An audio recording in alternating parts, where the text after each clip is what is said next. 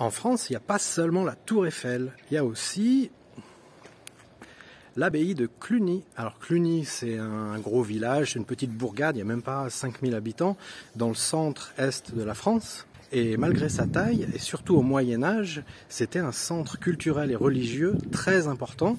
En témoigne donc leur abbaye, dont la fondation remonte à 909, c'est-à-dire qu'elle a largement plus d'un millénaire. Elle a été construite sur plusieurs siècles, elle a été agrandie au fil des siècles par plusieurs abbés consécutifs, à tel point qu'à son apogée en 1220, c'était la plus grande église de toute la chrétienté. Et elle est restée la plus grande église pendant plusieurs siècles, 3 ou 4 siècles, jusqu'en 1626, date de l'achèvement de la basilique Saint-Pierre de Rome. À l'intérieur de l'abbaye de Cluny, il y a aussi une école polytechnique, ce qui fait de Cluny la plus petite ville universitaire de France. Donc là, on est à l'intérieur des anciens bâtiments de l'abbaye. C'est plus une abbaye depuis 1780. Le dernier office a été fait vers 1780, je crois. Ils étaient plus que 12 moines et ensuite ça a été abandonné. Donc c'est plus une abbaye, c'est plus consacré.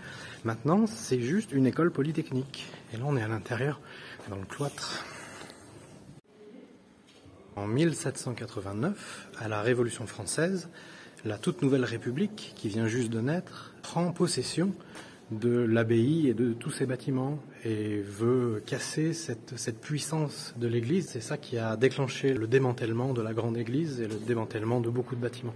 Alors là, du cloître, par cette porte, on rentre dans ce qui reste de la Mayor Iglesia, la grande église, qui montait jusqu'à 33 mètres. Et là, on est sous le clocher qu'on voit de l'extérieur depuis tout à l'heure. Et en gros, c'est tout ce qui reste de cette gigantesque église qui était, on va dire, comparable à Saint-Pierre de Rome en dimension. Il reste plus que ça.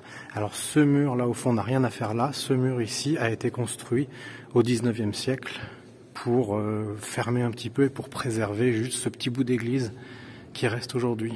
Voilà une maquette de ce qu'était la Mayor Iglesia à l'époque. Tout ce qui est blanc a disparu, a été démantelé. Et ce qui est orange, ici c'est ce qui reste. Le clocher qu'on voit ici, ça reste aujourd'hui.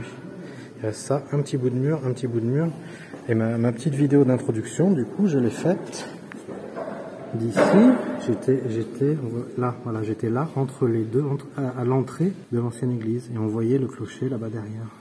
Mis à part un des clochers de l'église et le cloître de l'abbaye, quelques bâtiments du Moyen-Âge ont survécu, soit parce qu'ils avaient un rôle défensif, comme cette tour, ou utilitaire comme ce grenier à grains sur 2 étages, avec au rez-de-chaussée un très beau plafond voûté et au premier étage une impressionnante charpente en coque de bateau inversée. Cluny c'est petit, mais il y a quand même quelques curiosités comme la tour des fromages, dont je ne sais pas pourquoi elle s'appelle la tour des fromages, j'ai rien trouvé sur internet et on l'a pas visité. Donc si quelqu'un sait, dites-le en commentaire. Pendant la Seconde Guerre mondiale, Cluny a été une ville farouchement résistante.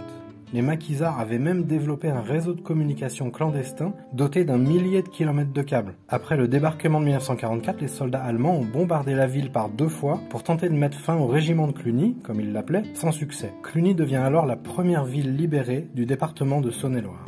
La région est particulièrement riche en châteaux, avec la forteresse de Berzay-le-Châtel, les ruines du château de Lourdon, le château de Saint-Point, qui a appartenu au célèbre poète Alphonse de Lamartine, ou encore le château de Cormatin. Dans un autre registre, il y a aussi les grottes de Blanneau, les grottes d'Azé, ou un peu plus au nord, le village médiéval de Brancion. La région reste encore aujourd'hui très axée sur la spiritualité, avec le Petit Carmel de la Paix. Entre parenthèses, un Carmel, c'est un couvent de l'ordre du Carmel, un ordre religieux catholique contemplatif. Mais surtout la communauté de Thésée, une communauté monastique chrétienne œcuménique fondée en 1944 et qui n'a cessé de prospérer depuis, avec aujourd'hui une centaine de frères et environ 50 000 visiteurs par an.